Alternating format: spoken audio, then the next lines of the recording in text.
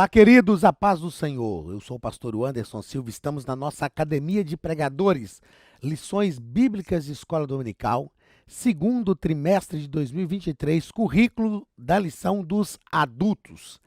Na aula de hoje vamos estudar a lição de número 2 do dia 9 de abril de 2023, onde trataremos sobre a predileção dos pais por um dos filhos. Olha só. Eu penso que, dentre as diversas tragédias que podem acontecer numa família, uma delas é justamente esta aqui: a predileção dos pais por um dos filhos. Eu quero ler algo, uma frase que eu escrevi aqui, e já faço questão de fazer isso até mesmo antes de ler o texto áureo, porque isso é uma situação trágica que realmente pode acontecer no seio da família. A gente sabe que é comum a gente criar afinidade com pessoas e com filhos também. Quem tem mais de um filho, no meu caso, casa, né? Eu e minha esposa, nós lidamos com 5 filhos. 5 filhos. Então penso o seguinte: é claro que desses 5, tem um que vai ter mais afinidade comigo, outro com ela, pelo temperamento. Isso é comum. Isso é comum acontecer. E a tendência natural nossa como seres humanos é nos aproximar mais de quem nós temos mais afinidade. E o ambiente familiar não está livre disso, ok? Outra coisa importante considerarmos é que, às vezes a gente fala assim: eu trato todo mundo igual. Não é verdade. Nós tratamos as pessoas diferentes. Isso é uma verdade também no ambiente familiar. Eles têm que ser tratados de acordo com o que cada um deles é, de acordo com a personalidade de cada um, com o temperamento de cada um, de acordo com eu vou ser bem redundante, de acordo com a individualidade individual de cada indivíduo. Pronto. Quer dizer, não tem erro. Cada filho tem que ser tratado de acordo com a individualidade individual de cada indivíduo. Se é para ser redundante, eu acho que não tem jeito de ser mais redundante do que isso. Mas, aí vem a frase que eu escrevi aqui, ó. Os filhos não são tratados iguais. São tratados com o mesmo amor. Mas cada um é tratado conforme a sua individualidade. Não é que a gente tem que amar mais um do que o outro. A afinidade, às vezes, vai nos aproximar mais de um do que de outro. Só que nós precisamos ter cuidado, precisamos saber, como pais, as irmãs como mães, nós precisamos saber discernir isso, entender isso, ter equilíbrio em relação a isso, para a gente não criar um problema. E é isso que nós vamos estudar na lição de hoje. Um problema que aconteceu dentro da casa de Jacó e Rebeca, por causa da predileção de Jacó por Esaú e a predileção de Rebeca por, Isaac, perdão. Aconteceu Jacó era o filho. Aconteceu na casa de Isaac e Rebeca. Não Jacó e Rebeca. Aconteceu na casa de Isaac e Rebeca. A predileção de Isaac por Esaú e a predileção de Rebeca por Jacó, ok? Feita essa correção, vamos lá. Texto áureo da nossa lição. Gênesis capítulo 25 e versículo 28. E amava Isaac a Esaú. Isso aqui, para mim, a razão, então, a predileção já é algo péssimo.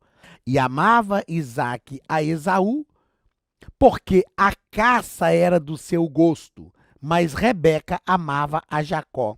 Como eu disse, é comum, a gente lida com 5 filhos em casa, então é muito comum quando um filho aborrece a gente ter a tendência de nos aproximar mais daquele que não aborreceu. E isso por causa de uma atitude, isso por causa de um comportamento, ok? É comum isso acontecer. Agora, olha esse caso aqui de Isaac. Isaac amava mais Esaú, não por causa daquilo que ele era, não por causa das suas atitudes de obediência, mas por causa daquilo que ele fazia. Aí é catastrófico, aí é desastroso. Como eu disse, ter predileção por um filho já não é algo bom. E ter predileção com uma motivação totalmente deturpada, é pior ainda. É o caso aqui do nosso querido patriarca Isaac, que falhou também, cometeu falha. Eu gosto muito de Isaac. Tem algumas coisas na vida de Isaac que me chamam muita atenção. Eu ministro seminário, prego sobre Isaac. Isaac tem exemplos de vida magníficos para nós. Dos três patriarcas, Abraão, Isaac e Jacó, foi o único que teve uma só esposa.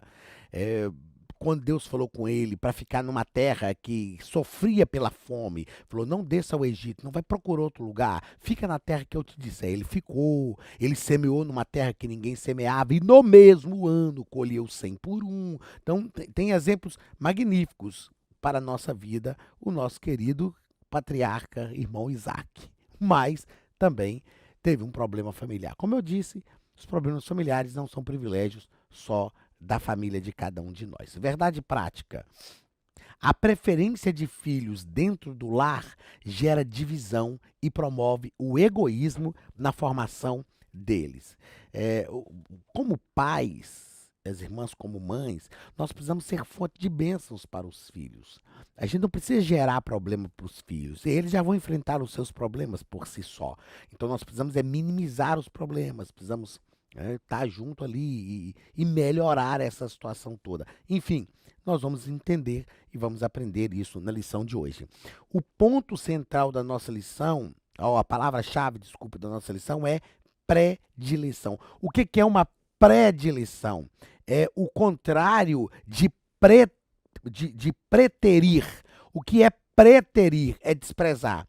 Agora, geralmente, quando um pai ou uma mãe tem predileção por um filho, ele pretere outro ou despreza outro. A predileção é o favorecimento, é uma ação de tender mais para um filho do que para o outro. Eu sou filho de uma família de 4 filhos. Então sou eu lá em casa e 3 irmãos. E eu sou o primogênito. E eu sempre falo que, infelizmente, o primogênito, o primeiro filho, sofre mais do que os outros. Em todas as áreas, né?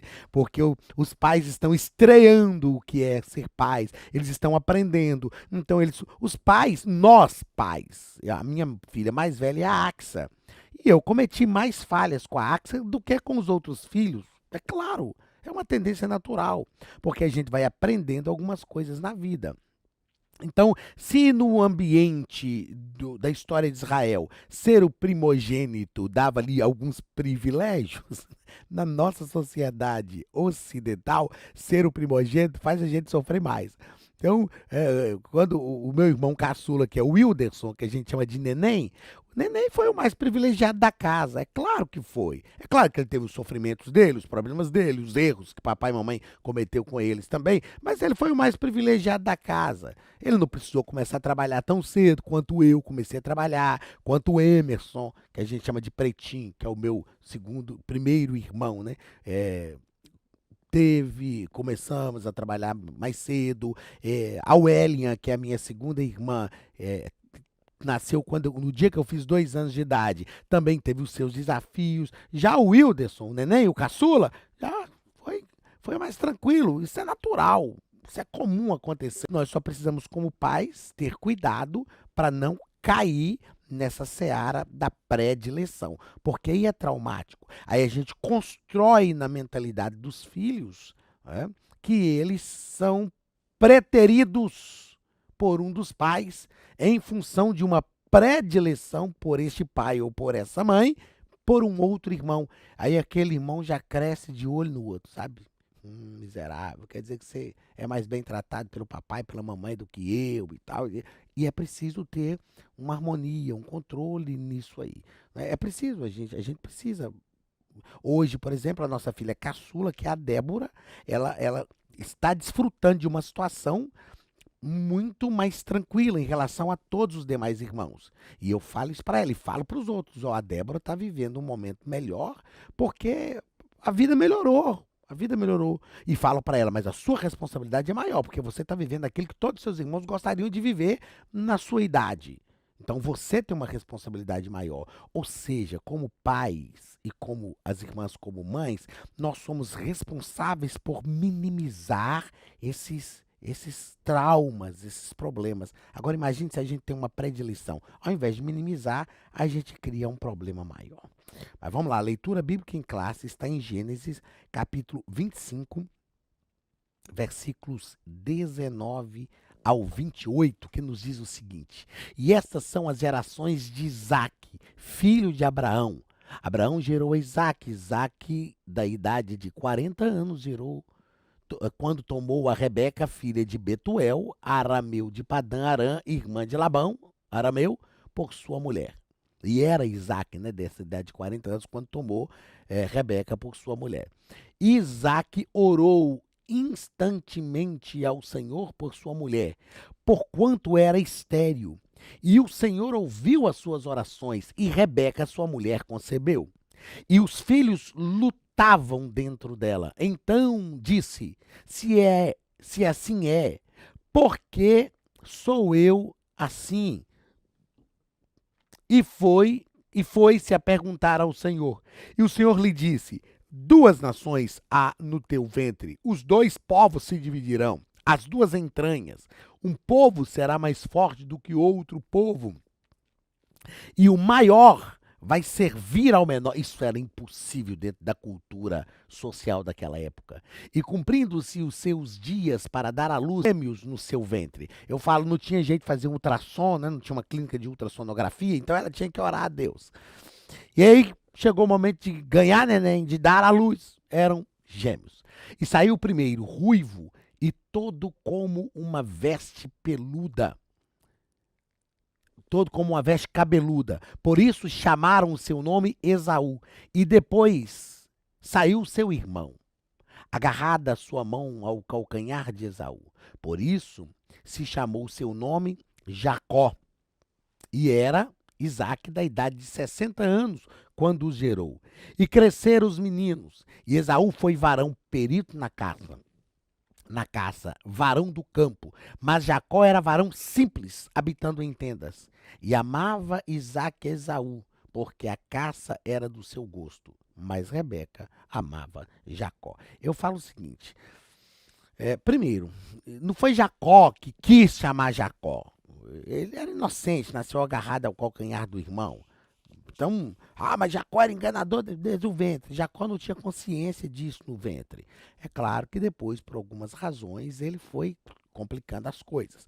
Eu sugiro sempre vocês lerem, indico aqui o livro do Philip Yancey, chamado Espiritualidade na Prática, onde ele fala sobre a espiritualidade na vida de Jacó. Sua visão vai mudar sobre Jacó, você vai ter uma visão de espiritualidade magnífica se você fizer a leitura deste livro. Só que Esaú era assim, o biotipo de masculinidade da época, sabe? Caçador, automaticamente musculoso, forte, sarado, peludo, que era o símbolo de masculinidade da época. Ia, caçava, trazia. Eu imagino Isaac falando sobre Esaú na roda de amigos. Meu filho, homem, é macho, camarada, aquele negócio todo. Mas, gente, eu tenho só um filho homem que é o Benhu. E graças a Deus, o Benhu é homem, o cara é macho, entendeu? O camarada é cabra bom.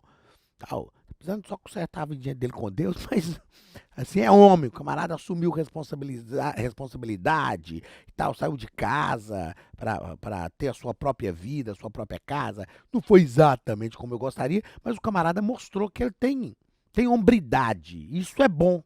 Isso é bom. Agora, Jacó já era mais pacato, sossegado, camarada sem pelos. Aí já não era o símbolo de masculinidade da época. Então tem todo esse contexto social envolvido nessa história. Camarada mais caseiro, mais pacato, mais sossegado. Isaac automaticamente gostou de Esaú. Eu imagino que algumas vezes levou Esaú para caçar com ele. Eu imagino Jacó querendo ir, pai, deixa eu ir com o senhor. E Esaú hoje, e Isaac falava, não, vai ficar quieto, sua mãe, ajuda sua mãe lá na cozinha. Então um camarada mais pacato. E a mãe passou a amar mais. Então são dois filhos totalmente diferentes, dentro de uma casa, criados de forma totalmente diferentes. E perceba que quando a gente lê a história de Esaú e Jacó, a indicação é que os próprios pais não foram criando vínculos entre os irmãos. E isso foi um problema grande depois lá. Não é? Então precisamos ter este cuidado. Vamos à introdução da nossa lição. onde o nosso comentarista nos coloca aqui. A história de Isaac e Rebeca,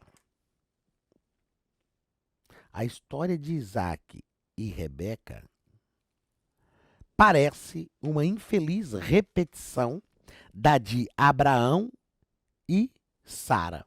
Uma coisa que nós precisamos entender no ambiente familiar, eu não tenho muito tempo para discorrer sobre isso aqui, mas é um tema importantíssimo, principalmente para quem vai formar família. Hoje, estava aqui brincando com o Josimar, que está gravando aqui, ó, solteiro, camarada, então vai casar, vai formar família, né, Josimar?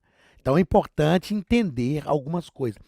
É importante nós entendermos um negócio que a gente estuda hoje. Existem algumas ciências que estudam o comportamento humano, e a psicologia e a neuropsiquiatria, ela vai tratar sobre vícios de repetição por crenças enraizadas. Nós precisamos ter cuidado porque aquilo que nós mais detestamos nos nossos pais, é certo que nós vamos repetir quando formarmos a nossa família. Parece absurdo. Não, mas é claro que eu não vou fazer, eu não gosto, meu pai faz isso. Eu me peguei fazendo coisas que eu não gostava que o meu pai fazia. Porque o nosso inconsciente projeta isso.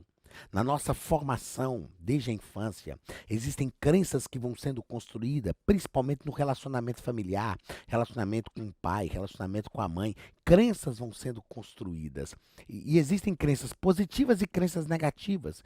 E, infelizmente, as crenças que mais influenciam a nossa vida são crenças negativas. Nós precisamos ter essa consciência, nós precisamos compreender isso e gerenciar essa situação, esse dilema entre crenças positivas e crenças negativas. Precisamos gerenciar isso para que a gente não tenha um grande problema no futuro. Tá ok? Então isso precisa ser bem gerido, ser bem gerenciado. Então quando o comentarista coloca aqui que a história de Isaac e Rebeca parece uma infeliz repetição a história de Abraão e Sara, nós chamamos isso de vícios de repetição por crenças enraizadas. É possível impedir isso, estancar isso, mas nós precisamos trabalhar isso na nossa mente.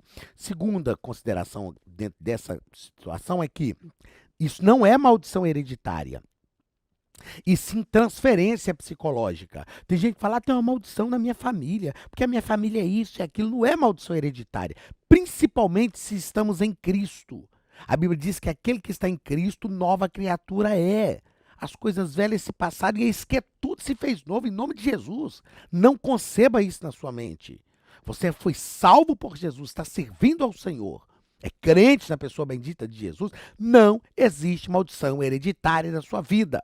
O que existe pode ser aí um vício de repetição por crenças enraizadas e também uma transferência psicológica. Na sua criação, seu pai e sua mãe foi transferindo algumas coisas para você, mesmo sem falar. Só na ação, na atitude. E nós chamamos isso é extremamente explicável. A gente pode fazer um seminário para tratar disso no ambiente familiar, no âmbito familiar.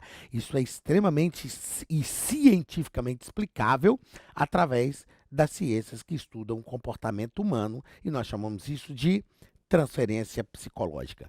Primeiro ponto da lição. Olá, queridos alunos e alunas da Academia de Pregadores. Que bom ter você conosco neste momento tão especial. Estamos aqui para apresentar a nova plataforma da Academia de Pregadores, que foi construída ao longo dos últimos meses com muito carinho, um grande investimento, para levar até você não somente um conteúdo de excelência, mas também tecnologia de ponta. Veja comigo. Os cursos estão organizados por trilhas na página principal. Aqui você encontra sugestões, lançamentos, temas específicos e outras categorias. No final da página tem uma trilha com todos os cursos. Após começar os seus estudos, a primeira trilha será Continuar assistindo, que mostra somente os cursos iniciados por você. Sobre a capa do curso, consta o número de aulas, a carga horária e um botão para adicionar aos favoritos. Nesta seta, você pode expandir e ver um vídeo de introdução. Para fazer login, clique no avatar no canto superior direito e insira o seu e-mail e senha usados no cadastro. Caso tenha esquecido a senha, é só clicar neste link, preencher o e-mail cadastrado e a senha será enviada. No canto superior esquerdo fica o novo menu do portal. Ao abrir um curso pela primeira vez, você vê as informações do curso e do professor. E na lateral, ou logo abaixo se for no celular, está a lista de módulos e aulas. Algumas aulas iniciais podem ser grátis e qualquer pessoa que fizer um cadastro rápido pode assistir. Após se matricular, aqui você vê as aulas concluídas, aulas liberadas ou agendadas. Você pode adicionar os favoritos, dar uma nota ao curso e acompanhar o seu progresso. E se você sair do curso e retornar depois, o sistema vai abrir exatamente a última aula assistida. Se estiver no computador, use esta seta para ampliar a tela. Logo abaixo da videoaula você encontra os links para baixar anexos, como áudio e apostilas. E neste campo em branco, pode fazer as suas anotações enquanto assiste. Depois é só imprimir ou salvar. Quando terminar o curso, clique no botão Emitir meu certificado e ele será gerado automaticamente no mesmo instante e sem custo. Clicando no avatar, você tem acesso ao seu perfil e histórico de pagamento. Em Meus Cartões, pode adicionar um novo cartão de crédito para fazer o pagamento do seu plano. Se você já era nosso aluno e seu cartão não aparece aqui, adicione um cartão na nova plataforma. Então aproveite as novidades e clique em Assine Agora. Escolha um dos planos, venha para a Academia de Pregadores, a maior escola bíblica online do Brasil.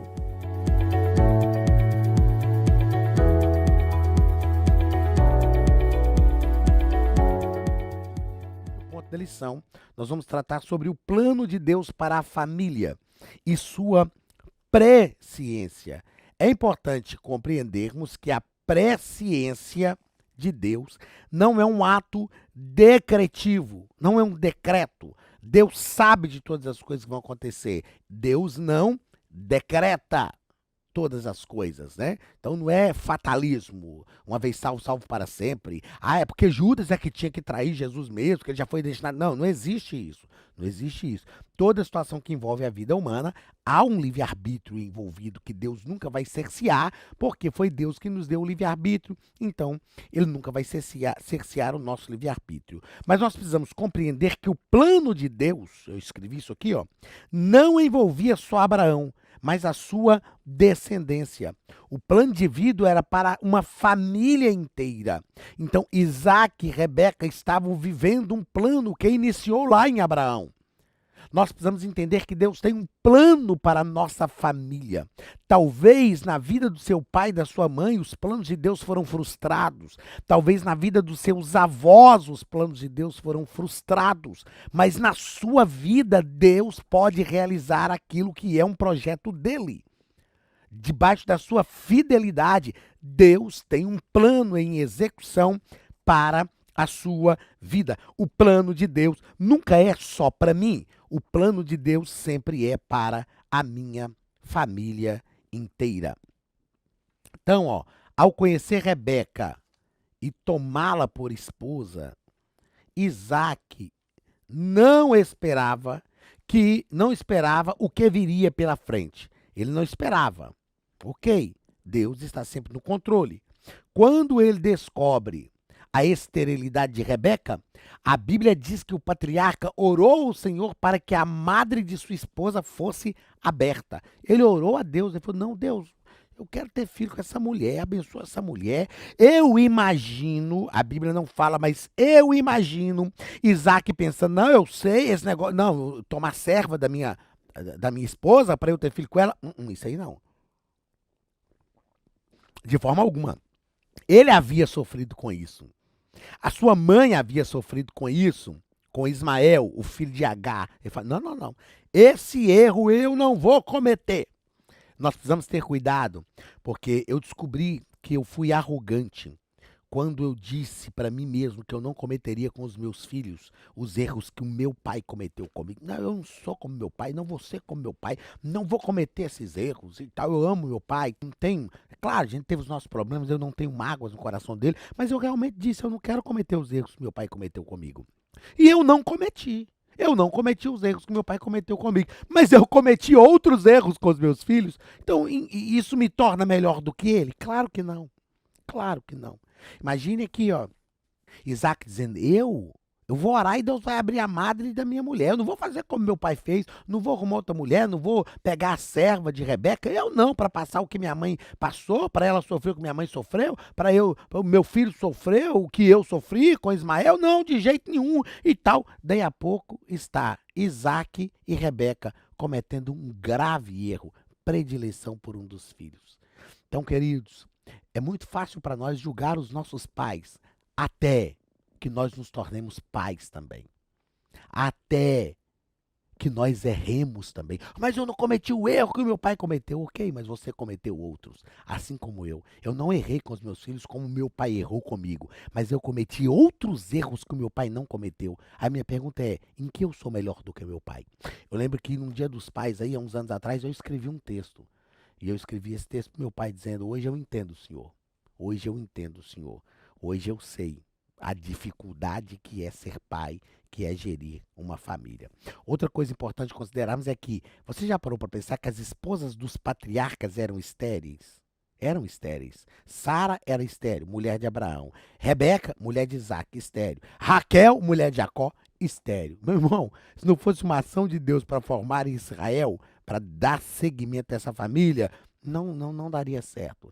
Eu quero que você entenda que não importa qual é a esterilidade que você está vivendo na sua família. Do mesmo jeito que Deus abriu a madre de Sara, de Rebeca e de Raquel, Deus pode tornar a sua família uma família frutífera.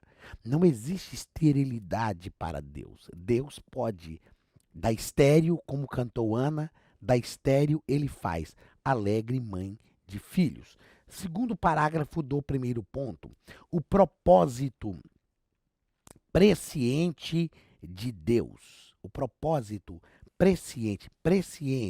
Eu repito, Deus, a presciência de Deus não é um ato decretivo. Não é que Deus obriga o sujeito a ser assim, ó. No caso dos gêmeos,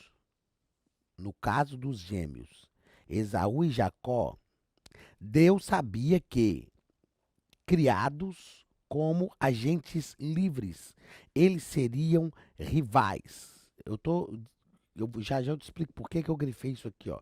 Devemos, outra coisa, ressaltar que este atributo não é causativo, é aquilo que eu disse. Isto é, ele não implica determinismo na vida do ser humano. A presciência de Deus não é um ato decretivo de Deus. O propósito de Deus é presciente. Deus gera ali gêmeos.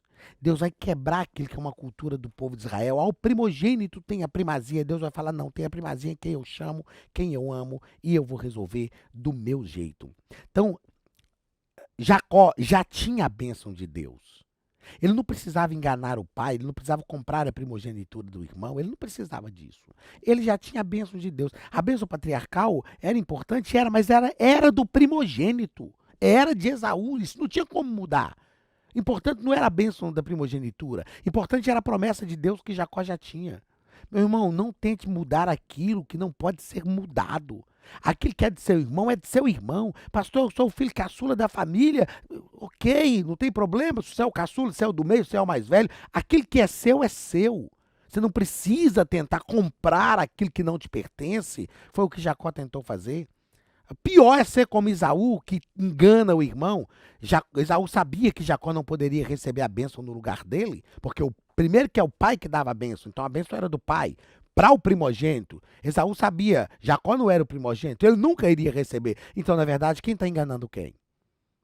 Jacó enganou o pai, mas Esaú não.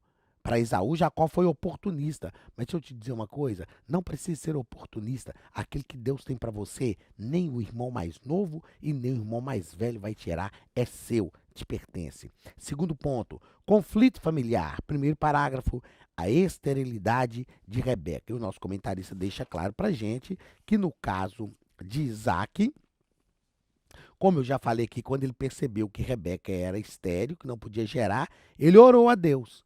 Nem passou na cabeça dele pegar uma serva de Rebeca, para não ter o mesmo problema lá.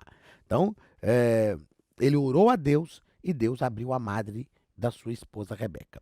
Segundo parágrafo do segundo ponto. O conflito e os filhos lutavam no ventre. Já havia algo acontecendo ali. Eu nunca ouvi falar isso, nem na Bíblia, nem fora da Bíblia, nunca ouvi falar de gêmeos lutarem no ventre. É claro que havia todo um plano espiritual, um projeto espiritual ali acontecendo.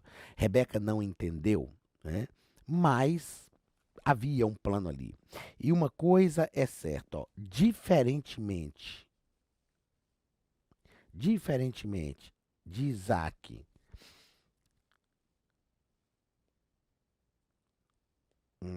diferentemente de seu pai Isaac, diferentemente de seu pai Isaac, diferentemente de Abraão, Isaac buscou a ajuda do alto para superar o problema da esterilidade de Rebeca. E ela ficou grávida. Agora, em relação a lutarem no ventre, toda família enfrenta conflitos. Toda família tem lutas. A luta do ventre é a luta já no gerar. Tudo que a gente vai gerar em família, irmão, é debaixo de luta. Debaixo de luta. Talvez você está querendo gerar um patrimônio. É luta. Talvez você está querendo gerar aí um negócio para a família. Ah, todo mundo podia entender, não é possível. Isso aqui vai ser bênção para todo mundo. É, meu irmão. Ele estava gerando ali no ventre de Raquel uma descendência. E já tinha luta na gestação. Nós precisamos entender que na família já tem luta. Desde a gestação. O diabo vai lutar contra a família desde a gestação. Outra coisa. Isaac não enfrentou os mesmos problemas que o seu pai, mas ele enfrentou outros problemas. E seria bom se a gente enfrentasse os mesmos problemas dos pais da gente, né? Porque a gente saberia até como gerenciar. Aí não. Cada história é uma história. A história da sua família com seu pai, com sua mãe, foi a história da sua família lá, com seus pais. A história da família da sua esposa com os pais dela foi a história da família da esposa dela com os pais dela. Agora é uma história de vocês. Agora é uma nova família que está sendo formada. Ah, mas lá em casa eu nunca enfrentei esse problema. Aí o cara acha que é porque a mulher não presta, ou a mulher acha que é porque o cara não presta. Não, é porque cada família tem a sua própria história. Terceiro parágrafo do segundo ponto. O favoritismo do casal pelos filhos. Algo que nunca deveria acontecer. E o nosso comentarista, ele nos propõe que, alicerçado nos padrões de direito daquele tempo, deixa eu riscar aqui e colocar, alicerçado nos padrões legais do direito daquele tempo, dedicava-se Esaú, pois este o satisfaria com prazer das caças. Isaac, né, seria satisfeito com o prazer das caças de Esaú, que levava para o patriarca. Entretanto, sabendo que havia um plano especial de Deus para o filho mais novo, Rebeca favorecia a Jacó. Pense bem, é uma queda de braço entre o marido e mulher, e os filhos são mercadoria de negócio. Isso é um perigo. Isso é um perigo. Quando os filhos se tornam mercadoria de negócio entre marido e mulher. Ah, não, já que seu pai ama mais Esaú, tá errado, ele não deveria amar Esaú mais do que você, só porque Esaú sabe caçar, só porque Esaú sabe fazer uma comida gostosa. Então tá, já que seu pai ama mais Esaú, eu vou amar você. Ou seja, é um conflito que está acontecendo ali entre o casal e os filhos são a mercadoria de troca. É preciso ter muito cuidado. Pais não podem ter favoritismo pelos filhos de forma alguma. Já falamos disso aqui no início da nossa aula. Terceiro e último ponto. O problema da predileção por filhos na família. Primeiro parágrafo. Esaú, o filho predileto de Isaac. Eu achei extremamente relevante o que o nosso comentarista propõe para a gente aqui, quando ele diz que Isaac pensava que deveria ministrar a bênção patriarcal com o direito de primogenitura a Esaú, o mais velho. Entretanto, ele não compreendeu o propósito de Deus para os seus filhos. Irmãos, isso é extremamente importante. É extremamente importante. Como é bom quando nós buscamos compreender quais são os propósitos de Deus para os nossos filhos. Não só os propósitos de Deus para a nossa vida, mas os propósitos de Deus para os nossos filhos. Quando nós olhamos para os nossos filhos e sabemos, Deus tem um propósito para a sua vida e o propósito é este. Quando nós temos uma definição do propósito de Deus para a vida dos nossos filhos, isso é espetacular e essencial. Se você não sabe, peça a Deus para te fazer compreender quais são os propósitos dele para a vida de cada um dos seus filhos. Segundo parágrafo, Jacó, o filho predileto de Rebeca. O filho predileto de Rebeca. E o nosso comentarista deixa claro para nós que, embora soubesse que a bênção pertencia a Jacó, conforme Deus havia revelado anteriormente, Rebeca colocou-se acima do plano de Deus, acima do plano divino, interferindo nos acontecimentos com uma atitude mentirosa. Rebeca, que deveria ser a mãe que aconselharia o filho, sabendo que a mulher sábia edifica a sua casa, mas a tola destrói com as suas próprias mãos, em vez dela falar, não, meu filho, vem cá, senta aqui, vamos conversar. Não, deixa que eu vou conversar com seu pai. Vou falar com ele, não, você tá certo, ele não pode fazer isso, mas deixa que a mamãe vai resolver isso para você. Chamava Isaac, conversava com ele sozinha, meu filho, cuidado com isso aqui e tal. Não, ela arquiteta um plano, não, nós vamos resolver isso aí. Vamos resolver isso aí e a coisa não vai ficar desse jeito. Seu pai não pode gostar mais do seu irmão do que de você, meu bibelozinho, meu queridinho. E ela cria um enganador dentro de casa. Por mais que tenha tentado evitar, acabou agindo como a sua sogra, tentando ajudar Deus. É o que nós falamos aqui no início da nossa aula sobre o vício, sobre o vício de repetição por crenças enraizadas. Ela tentou ajudar Deus, assim como Sara tentou ajudar Deus, dando Agar para Abraão, para que Abraão tivesse um filho, tentando ajudar Deus. Rebeca que tenta ajudar Deus. Não, mas Deus prometeu que a bênção é para Jacó. Então, se para ter a bênção eu precisar enganar, eu vou dar uma ajudinha a Deus. Deus não precisa de ajuda para cumprir aquilo que ele promete. Nenhuma. Nós precisamos estar ligados no que Deus está fazendo. Terceiro e último parágrafo da lição, o problema da predileção pelos filhos. E o nosso comentarista vai deixar claro para a gente aqui que, além do conhecimento que os pais tinham acerca do conflito entre os dois filhos, faltou Isaac como líder da família a habilidade e a sabedoria para contornar o embate existente. Faltou. Nós precisamos entender o papel dos pais em relação aos filhos. Eu já ouvi gente, por muitos anos, eu ministrei com uma frequência muito grande para a família. E eu já ouvi casais dizendo assim, não, lá em casa é todo mundo igual. Lá em casa não, irmão, lá em casa não é todo mundo igual. Lá em casa pai é pai, mãe é mãe e filho é filho. Tem papéis definidos. Essa família aqui, ela não entendeu esses papéis. E os filhos começaram a achar que eram irmãos também. Os pais começaram a achar que eram irmãos também. Predileção de um filho, não tratava a situação certa e virou aquele, como a gente diz em Minas, aquele cri-pro-pró e deu uma confusão tremenda. Um irmão de a pouco foi matar o outro teve que fugir, ficar 20 anos fugido, até voltar depois e consertar. Olha quantos problemas que isso gerou. Então, nós precisamos entender o projeto de Deus para os nossos filhos, não podemos ter predileção pelos filhos e precisamos entender o nosso papel como pais na condução dos filhos diante do Senhor. Que Deus nos ajude e que a mão de Deus esteja sobre a nossa vida para nos fazer prosperar nesse dificílimo papel. Para mim, a missão mais difícil é ser pai, criar filhos tementes ao Senhor, criar filhos que entendam o seu papel na sociedade, na igreja e em todas as áreas da sua vida. Deus te abençoe.